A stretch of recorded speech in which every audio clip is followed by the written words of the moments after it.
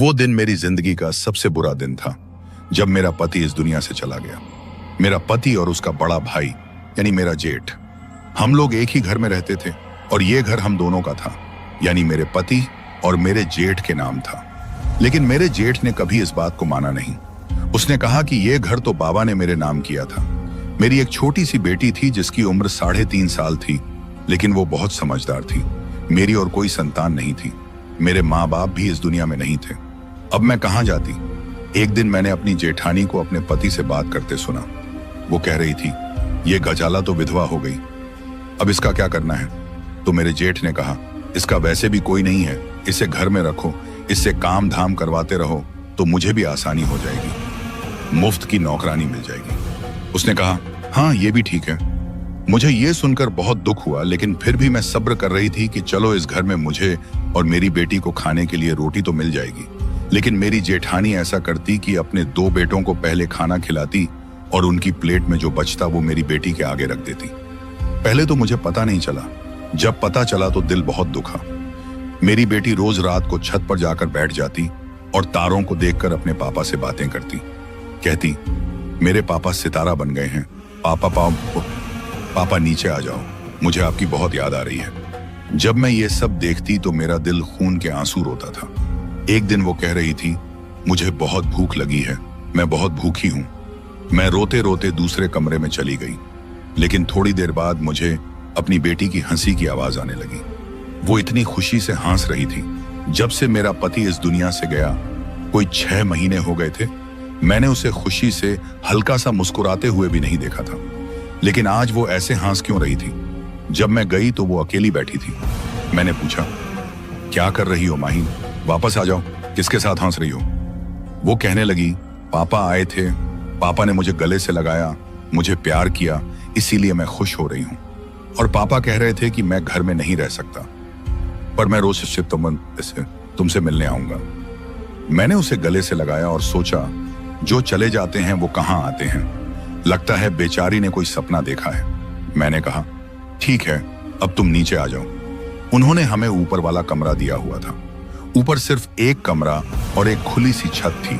Bathroom भी नहीं था और कोई छोटा सा किचन भी नहीं था, वरना मैं कुछ काम कर लेती और अपने लिए खाना पानी अलग कर लेती।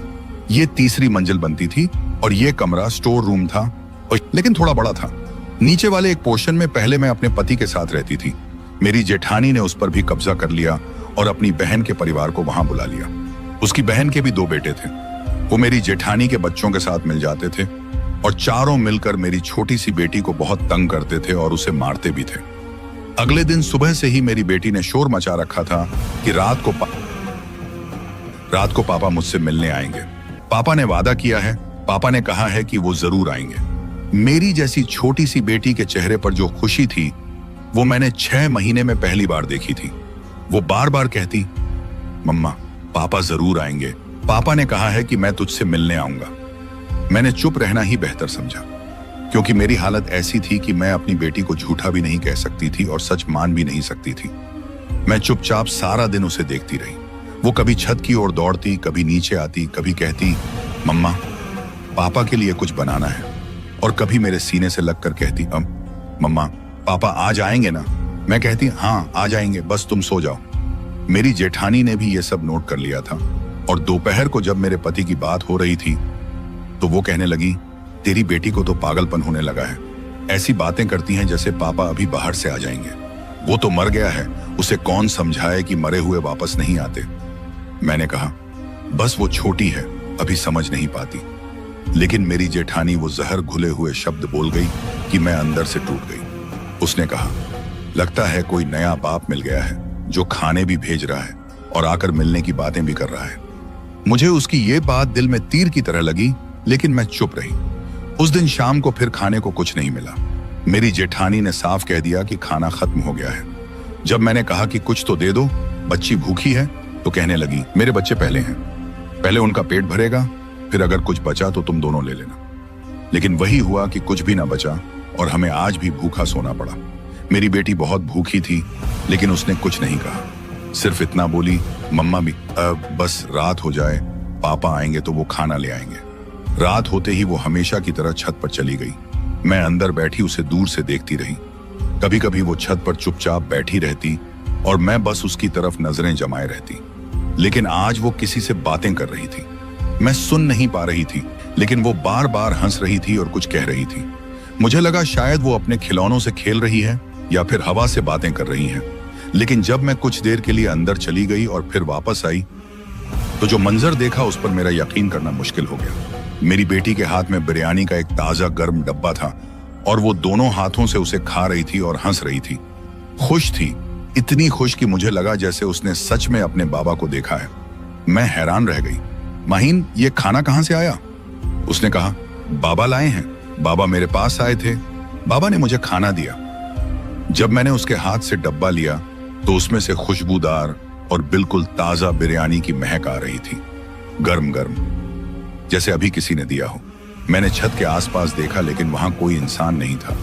और माहीन तो इतनी छोटी थी कि छत से नीचे या किसी दूसरी छत पर जा ही नहीं सकती थी। फिर यह खाना आया कहां से? मैंने कहा, माहीन सच्ची सच्ची बताओ, खाना कहां से आया है? तुम्हें किसी ने दिया है क्या? उसने कहा, हाँ अभी बाबा ने दिया है। बाबा आए थे, मुझे गले लगाया, मुझे प्यार किया और कहा कि तुम्हारी मम्मा को भी थोड़ा खिला देना। मैंने कहा, मम्मा भी खाए। मैंने उसके हाथ से डब्बा ले लिया, लेकिन मेरा दिल अजीब सी घबराहट से भर गया। मैंने सोचा कि ये सब क्या हो रहा है, कहां से ये खाना आया। मैंने सोचा कि ये खाने का डब्बा अगर नीचे गया तो मेरी जेठानी पता नहीं क्या क्या बातें बनाएगी। इसलिए मैंने वो खाली डब्बा अपने बिस्तर के पास रख दिया कि सुबह उठकर चुपके से कूड़े में डाल दूंगी। लेकिन जब सुबह उठी तो वो डब्बा गायब था। मैंने पूरे कमरे में देखा, बिस्तर के नीचे देखा, किचन में देखा, लेकिन वो कहीं नहीं था। मेरी बेटी जाग चुकी थी और खुशी से खेल रही थी। कभी कुछ खा रही होती, कभी गुनगुना रही होती। वो बहुत खुश रहने लगी थी।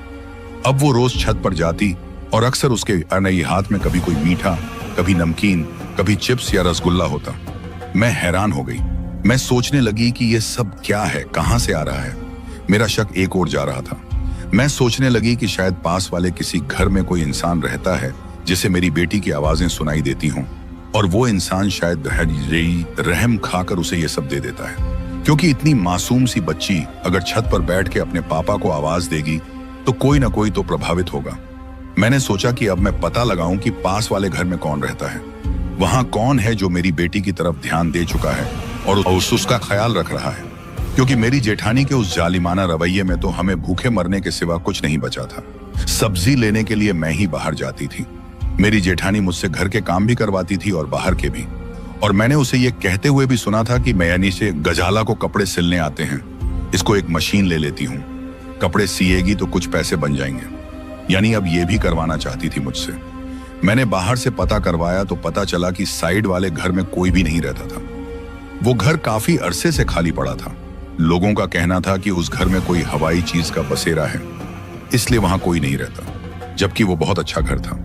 और जो दूसरी तरफ का घर था, वहां पर एक आदमी तो रहता था, लेकिन उसके बारे में मशहूर था कि वो बेहद कंजूस है। उसने लोगों से कर्ज लिए हुए हैं। वो अपनी औलाद के लिए 2 पैसे की चीज नहीं लेता। किसी और की औलाद को क्या खिलाएगा। मैं परेशान हो गई कि फिर ये खाने की चीजें कहां से आ रही हैं। और मेरी बेटी रोज कहती है कि बाबा मुझसे मिलने आए हैं। रात हुई तो मैंने अपनी बेटी से प्यार से पूछा, रात को कौन आता है तुमसे मिलने? वो कहने लगी, बाबा आते हैं। और कौन आता है? ते आते। मैंने कहा, अच्छा। फिर मैं रोने लगी। मुझे लगा कि मेरी बेटी को कोई मानसिक बीमारी हो गई है। वो कहने लगी, मम्मा आप रो नहीं रही, बाबा से कहूंगी वो आज आपसे भी मिलेंगे। मैं चुप हो गई। रात को मेरी बेटी फिर ऊपर बैठी, हंसती मुस्कुराती, पता नहीं किससे बातें कर रही थी। मैं ऊपर गई तो ऊपर कोई भी नहीं था। मैंने कहा, माहीन किससे बातें कर रही हो, चलो नीचे। वो कहने लगी, बाबा से, ये देखो बाबा बैठे हैं। उसने एक तरफ इशारा किया। मैं गुस्से से चीख उठी। गुस्सा था या डर था, सब कुछ मिला जुला था। मैंने कहा, पागल हो गई है, यहां कोई भी नहीं बैठा।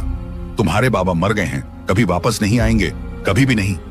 इससे पहले कि मैं माहीन के मुंह पर थप्पड़ मारती, किसी ने मेरे कंधे पर हाथ रख के मुझे पीछे की तरफ धक्का दिया। मैं जमीन पर जा गिरी और हैरान रह गई। मेरे दिल की धड़कन तेज हो गई। मैंने चिल्लाना शुरू कर दिया। मेरा जेठ ऊपर आ गया और कहने लगा, भाभी क्या हो गया है, पागल हो गई हो क्या, क्यों चिल्ला रही हो? मैंने उनको बताया कि किसी ने मुझे धक्का दिया है। तो कहने लगे, फिर आधी रात को क्यों छत पर खड़ी होती हो? अपनी बेटी को भी बिठाया हुआ है, चलो नीचे जाकर सो जाओ जाओ। अब मुझे यह समझ नहीं आ रहा था कि यह सब हो क्या रहा था। कौन है जो मेरी बेटी को नजर आता है और मुझे नहीं? और जब मैं उस पर हाथ उठाने लगी तो उसने मुझे रोकने के लिए धक्का दिया। क्या वो मेरा पति था? क्या वो जमाल था? लेकिन अगर वो जमाल था तो मेरे सामने क्यों नहीं आया? मैं भी मिल लेती जमाल से, मैं भी देख लेती उसे। मैं जमाल की तस्वीर उठाकर रोने लगी और उससे बातें करने लगी। कहीं तुम अपनी बेटी से मिलने तो नहीं आते हो? अगर अपनी बेटी से मिलने आते हो तो मुझसे भी तो मिल लो, मेरे सामने भी आ जाओ। मैं भी तुम्हारी याद में तड़प रही हूं। तस्वीर को सीने से लगाकर रोती रही, लेकिन कुछ नहीं हुआ। यह सिलसिला ऐसे ही चलता रहा। एक दिन तो कुछ बहुत ही अजीब हुआ। मेरी बेटी को जेठ के बेटे ने धक्का दिया तो जेठ के बेटे के साथ भी वही हुआ जो मेरे साथ हुआ था। किसी अनदेखी ताकत ने उसे धक्का दिया और उसका सिर दीवार से लग गया। मेरी जेठानी ने कहा, तुम्हारी बेटी माहीन ने धक्का दिया है। तो उसके बेटे ने कहा, नहीं, माहीन ने धक्का नहीं दिया, इतनी जोर से माहीन धक्का नहीं दे सकती। मेरी जेठानी ने कहा, तुम्हारी बेटी पर कोई भूत प्रेत आ गया है, पागल हो गई है ये, इसे घर के अंदर रखा करो, मेरे बच्चों से दूर रखो इसे। मैं समझ गई कि अब ये बहाना बनाकर मुझे और मेरी बेटी को इस घर से निकाल देगी कि हमारे ऊपर कोई साया है। मेरी बेटी रोज रात को बहुत खुश होती, जैसे किसी के आने की खबर हो, जैसे वो किसी का इंतजार करती हो। दिन भर चुप रहती, लेकिन शाम होते ही चहकने लगती थी। एक दिन मैंने सोचा कि मैं उसके साथ छत पर जाकर छुपकर देखूंगी कि वो किससे बातें करती है। उस दिन मैं उसके पीछे जाकर छुपकर बैठ गई और उसकी बातें सुनने लगी। वो किसी से कह रही थी, मम्मा बहुत परेशान रहती हैं बाबा, आप उनसे भी बात करो ना, वो बहुत रोती हैं। मुझे लगा कि कोई हकीकत में मौजूद है, लेकिन मेरी आंखों के सामने कोई नहीं था, सिर्फ माहीन और उसकी बातें। मैंने डरते हुए कहा, अगर कोई है तो सामने आओ, मुझे डर लगता है। मुझे कुछ भी नहीं कहा गया, सिर्फ एक ठंडी सी हवा चली और माहीन ने मुझे देखा और कहा, मम्मा बाबा कहते हैं कि आपसे बहुत मोहब्बत करते हैं। मैं कांप गई, मेरा दिल जोर से धड़कने लगा। मैं नीचे आ गई। कुछ दिन बाद मेरी जेठानी ने साफ कह दिया, या तो तुम अपनी बेटी को संभालो या फिर ये घर छोड़ दो। हमें तुम्हारे आसिफजदा बच्चे के साथ नहीं रहना। तुम लोगों का साया भी हमारे बच्चों पर पड़ा तो हम बद्दुआ देंगे। मैंने अपनी बेटी का हाथ पकड़ा और वो घर छोड़ दिया। मेरे पास कोई ठिकाना नहीं था, लेकिन मैं यही चाहती थी कि मेरी बेटी के साथ कुछ बुरा न हो। मेरे पति की रूह वाकई आती थी या मेरी बेटी का वहम था, मैं नहीं जानती। लेकिन मैं ये जान गई थी कि जब दुनिया खुद गर्ज हो जाती है तो मरने वाले भी साथ छोड़ने को तैयार नहीं होते। वो कहीं ना कहीं हमारी हिफाजत कर रहे होते हैं। मेरी बेटी बहुत खुश रहती थी, लेकिन मैं अंदर से बहुत परेशान थी। एक दिन मैंने फैसला किया कि किसी आलिम या मुफ्ती साहब के पास जाकर अपनी परेशानी का हल तलाश करूंगी। मैंने सुना था कि मस्जिद के पास एक बुजुर्ग मुफ्ती साहब बैठते हैं जो लोगों की रूहानी समस्याएं हल करते हैं। इसलिए मैंने हिम्मत करके उनके पास जाने का फैसला किया।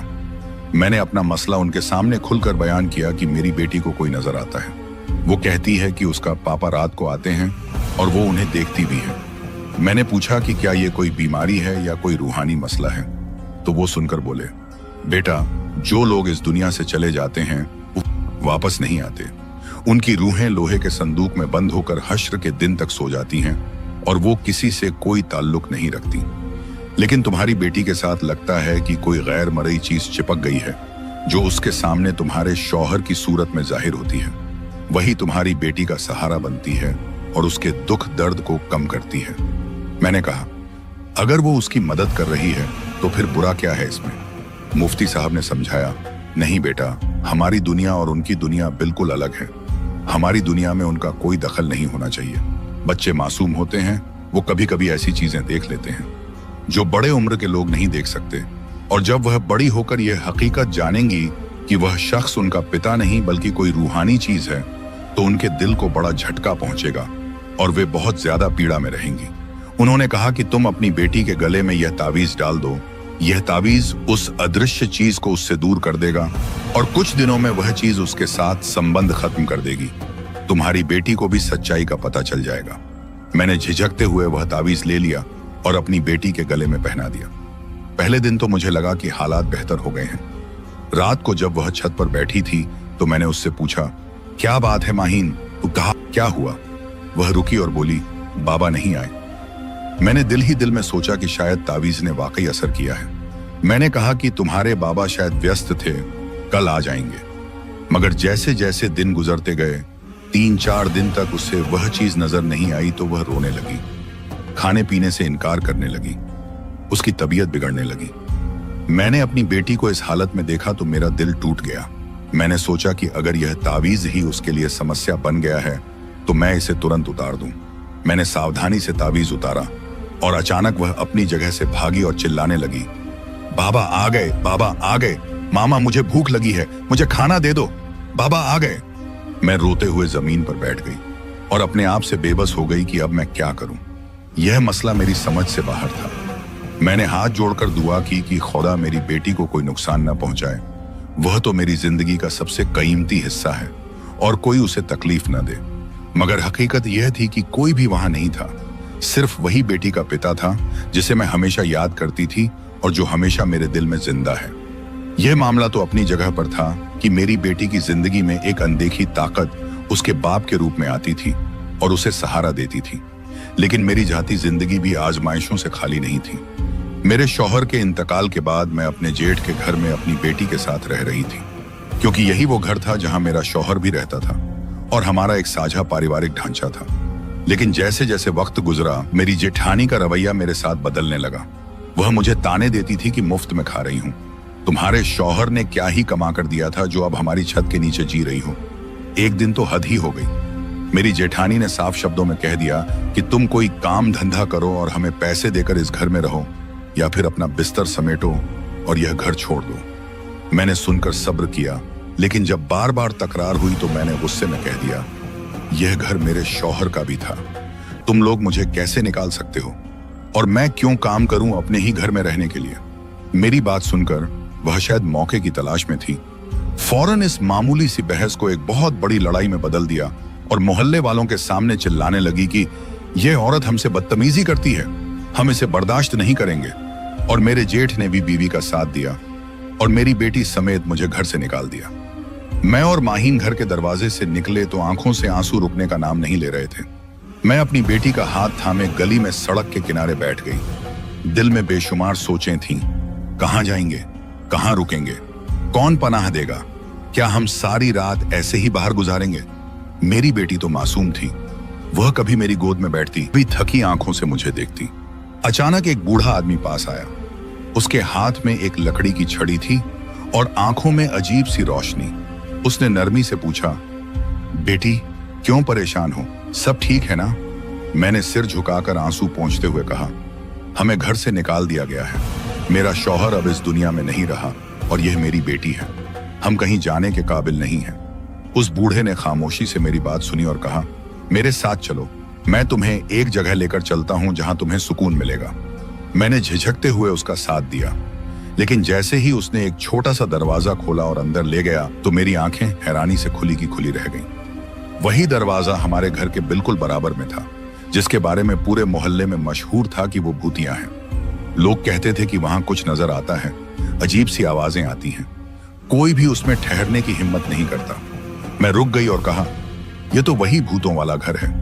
उसने हंसते हुए कहा, नहीं ऐसा कुछ नहीं है, यह घर तुम्हारे लिए है, तुम इसमें रहो, यहां सब कुछ मौजूद है। और जैसे ही मैं अंदर दाखिल हुई तो हैरानी के पहाड़ टूटने लगे। घर में सब कुछ मौजूद था, राशन से भरी अलमारियां, गैस जल रही थी, पानी आ रहा था, बिजली की रोशनी से पूरा घर रोशन था और एक तरफ एक बड़ी सी मशीन रखी थी, शायद कोई आधुनिक सिलाई मशीन। उस पर कपड़े बहुत तेजी से सिलते होंगे। मैंने बूढ़े को देखा और पूछा, आप कौन हैं और यह सब क्या है। वह मुस्कुराया, उसके चेहरे पर एक अजीब सी नूरानियत थी। कहने लगा, मैं कोई बुरा इंसान नहीं हूं, बल्कि मैं इंसान ही नहीं हूं, मैं एक जिन्न हूं। जब तुम्हारी बेटी यतीम हुई और वो अपनी मासूम आंखों से अपने पिता को ढूंढती थी तो मेरे दिल पर बहुत असर हुआ। मैंने उसके पिता का रूप धारण करके उससे संपर्क किया, क्योंकि जज्बात दिल से जुड़े होते हैं और दिल तो दिल होता है, चाहे किसी का भी हो। मैंने उसे वही चेहरा दिखाया जिसे वो पहचानती थी और जिससे उसे प्यार था। लेकिन अब मैं तुम्हें सब कुछ सच बता रहा हूं ताकि तुम उस पर शक न करो और अपने दिल को मजबूत रखो। मैं अब भी उससे मिलूंगा, लेकिन एहतियात से, ताकि उसके दिमाग पर कोई असर न पड़े, वो अपनी मासूम दुनिया में खुश रहे। और यह घर मैं तुम्हें देता हूं, इस घर की रोशनी कभी बंद नहीं होगी, गैस, पानी, राशन कभी खत्म नहीं होगा। यह मशीन तुम्हारे लिए है। तुम इस पर मोहल्ले की औरतों के कपड़े सिलो। तुम्हें कोई थकान नहीं होगी और तुम अपनी मेहनत से खाओगी। मैंने तुम्हारे रिश्तेदारों के दिमाग भी बदलने का इंतजाम कर लिया है। वे खुद अपने हिस्से लेकर तुम्हारे पास आएंगे और तुमसे माफी मांगेंगे। मैं तुमसे बस इतना चाहता हूं कि अपनी बेटी माहीन का ख्याल रखना और कभी किसी को यह मत बताना कि तुम्हारे साथ क्या हुआ है। यह सब सुनकर मैं स्तब्ध रह गई। मेरे शरीर में सिहरन दौड़ गई। मेरी रीढ़ की हड्डी में एक ठंडी लहर उतरी और मैं डर के मारे बेहाल हो गई। लेकिन इतनी शफकत और वजाहत के बाद मेरा डर कम होने लगा। अचानक वो बूढ़ा आदमी गायब हो गया और जब मैंने पलट कर देखा तो माहीन सोफे पर सो रही थी। शायद उसी ने उसे आराम से उठाकर लिटाया था। मैं उसके पास जाकर बैठ गई, उसके सर पर हाथ रखा और मेरी आंखों से आंसू बहने लगे। मैंने सजदे में जाकर अल्लाह का शुक्र अदा किया कि उसने मेरी मदद के लिए एक गैर मरई दृश्य जरिया भेजा। उस दिन के बाद हम उसी घर में रहने लगे। यहाँ वाकई न तो बिजली जाती थी, न पानी रुकता था, न कभी गैस बंद हुई और न कभी राशन कम हुआ था। मैंने वो मशीन इस्तेमाल करनी शुरू कर दी और मोहल्ले की औरतों के कपड़े सिलने लगी। उस मशीन में कुछ ऐसा जादू था कि कपड़े पलक झपकते ही सिल जाते थे और मुझे थकान भी महसूस नहीं होती थी। मैं अपने हाथ से कमाई करने लगी और लोगों को यही लगता कि मैं मेहनत करके गुजारा कर रही हूँ। 2-4 महीने ही गुजरे थे कि मेरे जेठ और जेठानी घर आए और कुछ पैसे लेकर मेरे सामने बैठ गए। उनके चेहरों पर नदामत, पछतावा थी। उन्होंने कहा कि हमने वो पुराना घर बेच दिया है और सारी जायदाद के हिस्से हो चुके हैं। ये 40 लाख रुपए तुम्हारा हिस्सा है। हम मानते हैं कि हमने तुम्हारे साथ बहुत बुरा किया, तुम्हें बेसहारा करके निकाल दिया, लेकिन हमें एहसास हो गया है। हमें माफ कर दो। लेकिन हमें एहसास होता था। मैं उनकी बातें सुन रही थी और दिल में सोच रही थी कि वो बूढ़ा जिन्न सच्चा कह गया था। वक्त के साथ सब खुद ब खुद मेरे कदमों में आ गए। मैंने पैसे लिए और कुछ नहीं कहा, उन्हें माफ कर दिया और दिल में अपने रब का शुक्र अदा किया कि उसने मेरे लिए रास्ते खोल दिए। आज मैं उसी घर में रहती हूँ। मेरी बेटी बहुत खुश रहती है। उसकी मुस्कुराहट वापस आ चुकी है। वो कभी कभी अब भी कहती है, मामा बाबा रात को मिलने आते हैं और मेरे लिए खिलौने भी लाते हैं। मैं मुस्कुराकर उसके माथे को चूम लेती हूँ और सोचती हूँ कि जिस रब ने यतीम की आंखों में खुशी रखी हो, वो कभी हमें अकेला नहीं छोड़ता। मेरी जिंदगी अब सुकून में है और हर दिन एक नेमत बनकर आता है। माहीन की हंसी मेरे लिए सबसे कीमती चीज है, जिसके लिए मैं हर आजमाइश सहने को तैयार हूँ। अपने शौहर की वफात के बाद जिंदगी एक बंद गली की तरह लगने लगी थी, जहां न रोशनी थी न कोई रास्ता। मुझे लगता था कि शायद अब सांसें तो चलती रहेंगी मगर जीने का जज्बा मर जाएगा। मैंने अपने दिल को बहुत समझाया कि वो अब कभी वापस नहीं आएगा। वसीरा, लेकिन ये दिल भी कैसा जिद्दी है। बार बार उसी दरवाजे की तरफ देखता है जहां से वो आखिरी बार रुखसत हुआ था। दिल में एक अजीब सी उम्मीद पलती रही कि शायद कोई मौजज़ा हो जाए, शायद वो वापस आ जाए, या शायद मेरी आंख खुले और सब कुछ एक ख्वाब साबित हो। लेकिन ऐसा कुछ नहीं हुआ। दिन महीनों में और महीने सालों में बदलते गए, लेकिन उसकी याद वैसी ही ताजा रही जैसे वो कल ही की बात हो। मैंने कभी दूसरा निकाह करने का नहीं सोचा। हालांकि समाज वालों ने कई बार कहा कि जवान हो, अकेली हो, बच्ची की भी जिम्मेदारी है, कोई सहारा हो जाएगा। लेकिन मैंने इनकार कर दिया क्योंकि मैं जानती थी कि मेरा दिल और मेरी रूह सिर्फ उसी के साथ बंधी है। मैंने अल्लाह से दुआ की, या रब, उसका बदला कोई और ना बने। मैं उसी का इंतजार करूं, उसी के लिए अपने आप को संवारूंगी, उसी के नाम पर अपनी जिंदगी गुजारूंगी। और जब कयामत का दिन आए तो मुझे उससे मिला देना, ताकि मैं उसे कह सकूं कि मैंने तुम्हारे वादे निभाए। तुम्हारे बाद किसी और को अपनी जिंदगी में दाखिल नहीं किया। तुम्हारे नाम की लाज रखी, तुम्हारी बेटी को तुम्हारे तरीके से पाला, तुम्हारी गैर मौजूदगी को महसूस किया, लेकिन कभी शिकवा नहीं किया। मैंने तुम्हारे बाद भी तुम्ही को जिया। यह दुनिया तो एक इम्तिहान गाह है। वक्त ने मुझे बहुत कुछ सिखाया, बर्दाश्त करना भी और खुद पर काबू रखना भी। लेकिन एक चीज जो हमेशा मेरे साथ रही और रही, वो तुम्हारी याद थी। जब कोई नहीं होता तो मैं तुम्हारी बातें करके दिल को तसल्ली देती थी। जब कोई रास्ता नहीं होता तो तुम्हारा चेहरा याद आता और हौसला देता। तुम्हारे बिना जीना आसान नहीं था, लेकिन तुम्हारे लिए जीना जरूरी था, इसलिए जीती रही। तुम्हारी बेटी की मुस्कान में तुम्हारी परछाई देखती हूँ और हर बार दिल कहता है कि तुम मेरे आसपास हो। शायद दिखाई नहीं देते, मगर मौजूद जरूर हो। और बस इसी उम्मीद पर जिंदगी गुजर रही है कि एक दिन तुमसे दोबारा मुलाकात होगी। एक दिन ऐसा जरूर आएगा जब तुम मुझे लेने आओगे, जब मैं तुम्हारे पहलू में बैठकर अल्लाह का शुक्र अदा करूंगी कि दुनिया में जो कमी रह गई थी वो आखिरत में पूरी हो गई। मेरे सब्र का सिला मुझे तुम्हारे साथ की सूरत में मिल गया, और तब जाकर मेरी जिंदगी भी मुकम्मल हो जाएगी और मेरी आखिरत भी।